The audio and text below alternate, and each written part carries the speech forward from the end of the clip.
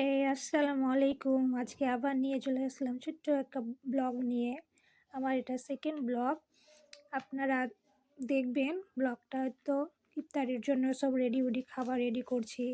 এখানে দেখেন সব সবজি কাটাকাটি হয়ে গেল, তারপর ভাতে চাল দিয়ে দিলাম। আর মাঝে মধ্যে তো সায়নবাবু আমাকে ডিস্টার্ব দিচ্ছে, বোকাচ্ছে। আর এখানে তো শাক কাটছি। আজকে শাক আর মাছ রান্না হবে। বারবার সায়ন আসছে, আমাকে বলছে, বারবার এদিক ওদিক করে তাকাচ্ছি। আর এদিকে ঘুগনি সিদ্ধ করতে চাপিয়েছি, এদিকে ভাত হচ্ছে। আর জানেন তো রোজার দিনে তো একটু তাড়াতাড়ি কাজ করতে হয়, আজানের আগে সব কমপ্লিট করতেই হবে কাজের। তারপর এদিকে দেখলেন শাকটি কেটে উঠে ধুয়ে নিলাম, আবার ফিশটিও ধুয়ে দিলাম।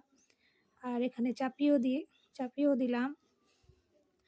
আর তো দেখেন মাছ রান্না করব আজকে সজনা আলু দিয়ে।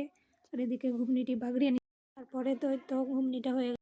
আর তো এদিকে ফিশ রান্না করার জন্য তো এখানে করছি, লবণ হলুদ দিয়ে ফিশটিকে করে দিলাম। এখানে ভাজাভাজি চলছে।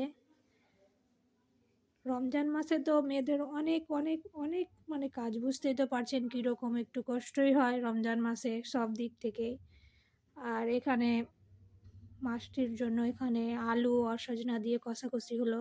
একদিকে ওদিকে রান্না হচ্ছে, আর একদিকে ইফতারের তৈয়ারি হচ্ছে। ইফতারের জন্য তো তৈয়ারি করতেই হবে। এদিকে ওদিকে মাছের তরকারিটা হচ্ছে, আর এদিকে তো আমি ফল ফ্রুট সব গাজর শসাও সব কাটাকাটি করছি। একবার সায়নের দিকে দেখছি, একবার কাটাকাটি করছি। হ্যাঁ, আপনাদেরকে আমার ভিডিওগুলো ভালো লাগলে আমাকে লাইক কমেন্ট করবেন, সাবস্ক্রাইব করবেন ভালো লাগলে। আর ওদিকে কাজ সারা হয়ে গেছে, উপরে আবার কাপড় তুলতে আসলাম। কাপড়টি তুলে আবার নিয়ে চলে যাব নিচে।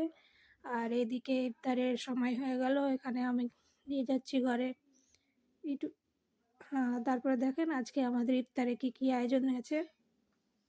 আমার ইফতারের আজকে এই আয়োজন। তারই করে আবার কাপড়টি গুছিয়ে নিলাম।